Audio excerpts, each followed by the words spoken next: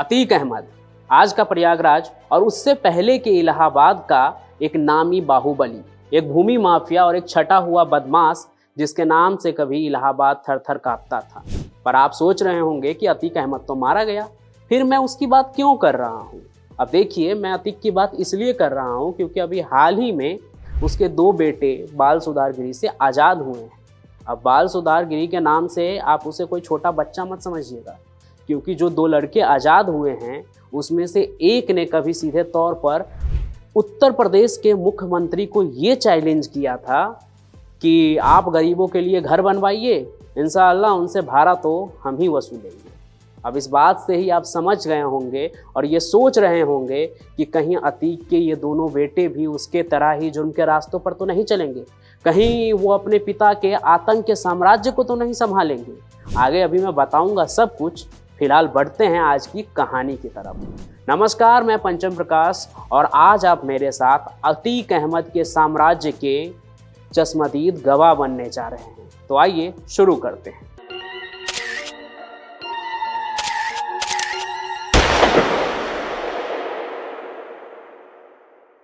अब इससे पहले कि मैं आपको ये बताऊं कि अतीक अहमद के बेटे उसके साम्राज्य को कैसे संभालेंगे, इससे पहले हमें अतीक अहमद के पूरे साम्राज्य को समझना पड़ेगा।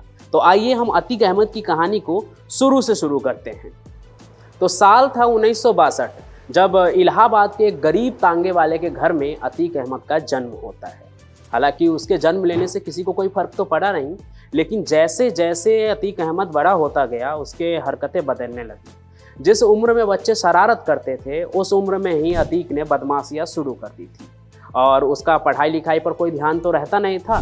नतीजन वो अपने 10वीं के परीक्षा में भी फेल हो जाता है। लेकिन इससे पहले कि वो 10वीं की परीक्षा देता, उससे भी पहले जब वो 8वीं में ही था तभी उसने कोयला चोरी का अपना धंधा शुरू कर लिया था और उसमें अच्छा खासा मुनाफा होने लगा। तो उसने अपने नीचे 2-4 और लोग काम पर लगा दिए और खुद उन सभी का लीडर बन गया। और ये सभी चीज़ें करते हुए वो वहाँ पर एक सीटेड एमपी का बाउंसर का भी काम करता था। जैसे आप गैंग्स ऑफ वासेपुर फिल्म में देखते हैं ना कि रामधारी सिंह का एक खास आदमी होता है शाहिद खान, ठीक उसी तरह अतीक अहमद भी वहाँ के सीटेड एमपी का बाउंसर बन जाता है और उनके लिए हर तरह का काम करता है।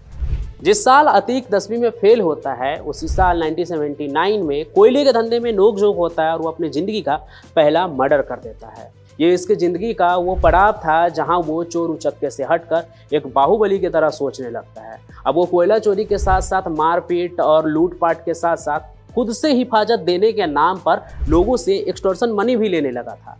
लेकिन अतीक अभी तक वो बाहुबली नहीं बना था जिससे पुलिस खौफ खाए उसे सलाम ठोके। वो अभी था तो पुलिस के गिरफ्त में ही और उत्तर प्रदेश का वो पहला शख्स बन गया था जिसके ऊपर गैंगस्टर एक्ट लगा हुआ था, वो भी बहुत ही कम उम्र में। अब यहाँ पे अतीक इलाहाबाद के चकिया मोहल्ला से निकलकर पूरे राज्य के लिए खबर बन गया था और यही वो वक्त था उसकी ज़िंदगी में जब दस्तक देते हैं 100 के इलाही उर्फ चांद बाबा। अब चांद बाबा बस एक नाम नहीं थे बल्कि बाहुबली के ब्रांड थे और उनके नाम से पूरा इलाहाबाद कांपता था उस समय। लोग किसी पुलिस वाले की भी हिम्मत नहीं होती थी कि उनके इलाके में चले जाए। अगर कोई पुलिस वाला उन्हें ढूंढते हुए पहुंच भी जाता था तो इससे पहले कि वो चांद बाबा तक पहुंचे उनके गुर्गे उन्हें मारपीट कर भगा देते थे। लोग चांद बाबा को बमबाज भी कहते थे, जिनके लिए कोई भी काम इम्पॉसिबल नहीं था। और अतीक अहमद भी ये सभी चीज़ें जानता था, इसलिए वो पुलिस के चंगुल से बाहर निकलने के लिए चांद बाबा की मदद लेता है। उनसे मदद की गुहार लगाता है कि वो उसे इस चंगुल से बाहर निकाले और कहते हैं कि उन दिनों चांद बाबा बस दिल्ली एक कॉल घुमाते हैं और रातों रात अतीक अहमद जेल से बाहर निकल आता है। और ना जाने चांद बाबा को अतीक अहमद में ऐसा क्या दिखता है कि वो उसे अपना शागिर्द बना लेते हैं। अब अतीक चांद बाबा के साथ ही रहकर उनसे सभी चीज़ सीखने लगता है कि बाहुबली किस तरह से काम करते हैं, उनका रौब कैसा होता है। और लगभग 10 साल तक चांद बाबा के साथ रहकर अतीक अहमद सब कुछ सीखता है और अंत में 10 साल बाद सांप के तरह उलटकर उन्हीं को काट लेता है। होता यह है कि अतीक एमएलए का चुनाव लड़ने का ठानता है, वो भी चांद बाबा की मर्जी के खिलाफ। और यहाँ पे अतीक अहमद जीत भी हासिल कर लेता है और जैसे ही वो जीत हासिल करता है उसके हाथ में पावर आता है और जैसे ही उसके पास पावर आता है तो उसकी नज़र चांद बाबा के पूरे काले साम्राज्य पर पड़ता है और कहते हैं कुछ एक्सटर्नल पावर के और सपोर्ट के साथ अतीक अहमद बमबाज, इलाहाबाद के बमबाज शौक़ इलाही उर्फ चांद बाबा को ख़त्म कर देता है और उनके पूरे आतंक के साम्राज्य पर अपना अधिकार जमा लेता है, उसे हथिया लेता है। उसके बाद वो सिर्फ 1989 ही नहीं बल्कि अगले 5 टर्म तक सभी एमएलए के चुनाव को जीतता है और चांद बाबा से जुड़े जितने लोग होते हैं उसे भी ख़त्म कर देता है और हर तरह से इलाहाबाद पर अपना कंट्रोल कर लेता है। अब यहाँ पर एमएलए की कुर्सी तो अतीक अहमद कई बार जीत चुका होता है। अब उसका मन करता है कि अब पार्लियामेंट तक पहुँचे और यही उसकी शायद बहुत बड़ी गलती मानी जाती है, जिस वजह से उसकी कब्र खुद जाती है, क्योंकि आगे जाकर वो कुछ ऐसे डिसीजन लेता है जो उसके लिए ही मुश्किल बन जाता है। आगे मैं अभी वो भी बताता हूँ आपको। होता ये है कि 2004 में अतीक सांसद का चुनाव लड़ता है, उसे फूलपुर का टिकट मिलता है समाजवादी पार्टी की तरफ से और वो जीत भी हासिल कर लेता है। और ये जीत उसके लिए इसलिए भी इम्पोर्टेंट हो जाता है क्योंकि फूलपुर वो सीट है जहाँ से जीतकर पंडित जवाहरलाल नेहरू देश के पहले प्रधानमंत्री बने थे। और अतीक यहाँ पे जीत तो जाता है, एमपी भी बन जाता है, पार्लियामेंट भी पहुँच जाता है, लेकिन यहाँ से उसकी उल्टी गिनती शुरू हो जाती है क्योंकि यहाँ पे अतीक अब एमपी बन चुका था, लेकिन इससे पहले वो विधायक भी था। तो अब दोनों सीट पर एक साथ तो वो वर्क कर नहीं सकता था, इसलिए उसने विधायकी का जो कुर्सी होता है उसे छोड़ देता है।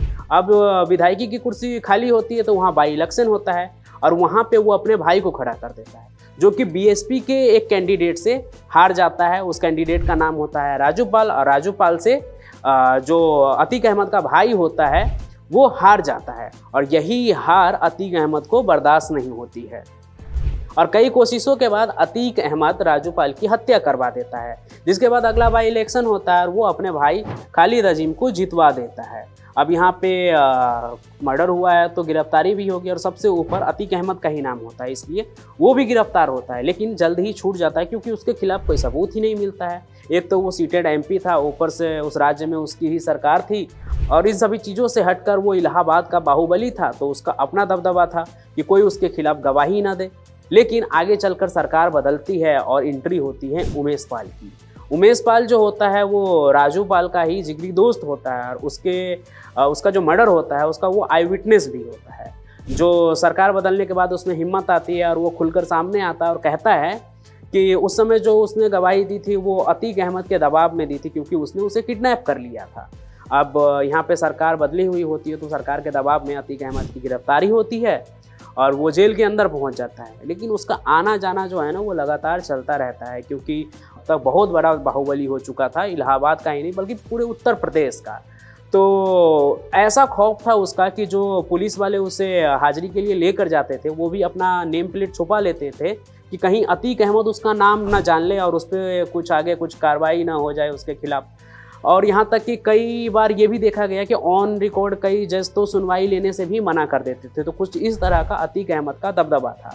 काफ़ी समय बीत जाता और आता है साल 2022 जब सीबीआई राजूपाल मर्डर केस की अपनी फाइल पूरी कर लेते हैं और 5 लोगों का नाम जो है वो मुख्य तौर पर सामने लाते हैं, जिसमें 2 नाम तो अतीक अहमद और उसके भाई अशरफ का ही होता है। वही इस पूरे मामले में जो उमेश पाल होता है राजूपाल का दोस्त, वो इसमें आई विटनेस होता है, लेकिन सीबीआई उसे विटनेस लिस्ट से बाहर कर देती है क्योंकि कई बार उसके बयान बदले थे।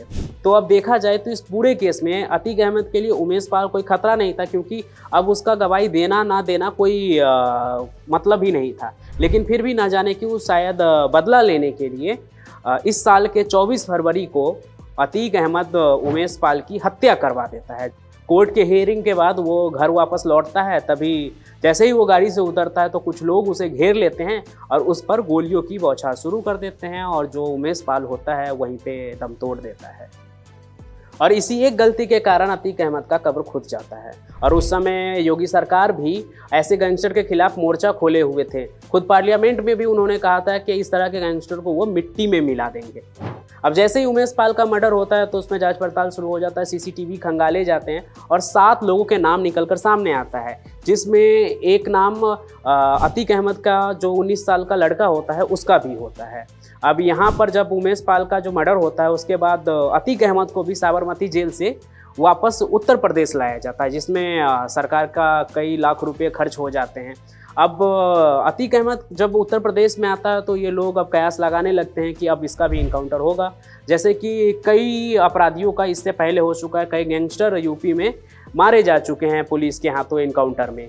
तो ऐसा लग रहा था कि अतीक अहमद भी मारा जाएगा, लेकिन उसके पीछे पुलिस की इतनी गाड़ियाँ थे और उसके पीछे इतने सारे मीडिया वाले थे कि ऐसा कुछ होना पाना मुमकिन नहीं था।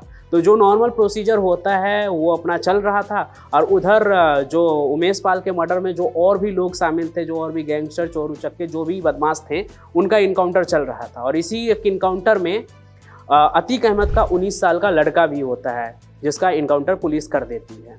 और अतीक अहमद भी इस बात से काफ़ी टूट जाता है, कोर्ट रूम में रोने भी लगता है। वो तस्वीर भी आप लोगों ने कभी ना कभी देखा ही होगा। अब अतीक अहमद की ज़िंदगी में वो समय आ गया था जब उसका जो बनाया हुआ साम्राज्य था आतंक का, वो हर तरफ से टूट रहा था। उसके साथ जुड़े हुए जो लोग थे इधर उधर भाग रहे थे कि कहीं पुलिस उनका इनकाउंटर ना कर दे। खुद जो अतीक अहमद की बीवी थी वो भी फरार थी, और यहाँ तक कि उसके घर पे प्रॉपर्टी पे बुलडोजर चल रहा था। लगभग 11,000 करोड़ की उसकी संपत्ति को सीज कर लिया जाता है। और फिर एक दिन मेडिकल चेकअप के दौरान अतीक अहमद जब हॉस्पिटल से बाहर निकल रहा होता है तो मीडिया के भीड़ में 3 लोग निकलकर सामने आते हैं और धराधर अतीक और उसके भाई के ऊपर गोलियां चला देते हैं। और कई बार एमएलए, एमपी रहा वो इलाहाबाद का बाहुबली, वही चंद गोलियों से ढेर हो जाता है। उसके मौत के बाद से ही उसकी बीवी फरार है, और अब तक फरार है, जिसका कोई पता नहीं चल पाया है। कहते हैं कि वो अतीक अहमद के ही किसी राइट हैंड के साथ नेपाल में फरार है, और जो अतीक अहमद का एक बेटा तो इनकाउंटर में ही मारा गया। बाकी जो 4 बचते हैं उसमें से जो 2 बड़े बेटे हैं वो अलग अलग जेल में रखे गए हैं, और 2 जो छोटे बेटे हैं वो छूट गए हैं, अभी बाल सुधार गृह से बाहर निकले हैं, आज़ाद हो गए हैं, और अब वो अपने बुआ की निगरानी में रहेंगे। और जैसे ही वो बाल सुधार गृह से बाहर निकले तो पूरे देश के लिए न्यूज़ बन गया, और हर तरफ से अब यही चीज़ सामने आ रहा है कि इनके जो 2 छोटे बेटे छूटे हैं ये अब एक शांति वाले रास्ते पे चलेंगे, एक अच्छी ज़िंदगी को जिएंगे, या अपने पिता के तरह ही आतंक के साम्राज्य में अपना नाम बड़ा करेंगे, या अपने पिता के आतंक के साम्राज्य को ही संभाल कर उसे आगे ले जाएंगे। अब ये सभी चीज़ें तो देखने के लिए बाकी है कि आगे क्या होता है, कैसे होता है। लेकिन जिस तरह की इनकी हिस्ट्री रही है उससे ये तो लगता नहीं है कि ये कुछ अच्छे रास्ते पर चलेंगे। लेकिन उम्मीद यही करते हैं कि उन्हें अपने पिता के मौत से सीख मिले और वो अच्छे रास्ते पर चले। लेकिन जो भी होगा वो तो कहानी, वो खबर आप तक हम लेकर आएंगे। बाकी आज के इस कहानी में बस इतना ही। हम अपने चैनल पर इसी तरह क्राइम और क्रिमिनल्स की कहानी लेकर आते रहेंगे। आप हमारे चैनल को सब्सक्राइब कर लीजिए, पेज पे हैं तो उसे फॉलो कर लीजिए। बाकी हम मिलेंगे नए सफ़र में नए कहानी के साथ। तब तक आप रहिए स्वस्थ, सुरक्षित, सतर्क और रहिए सावधान। मिलेंगे फिर, तब तक के लिए धन्यवाद।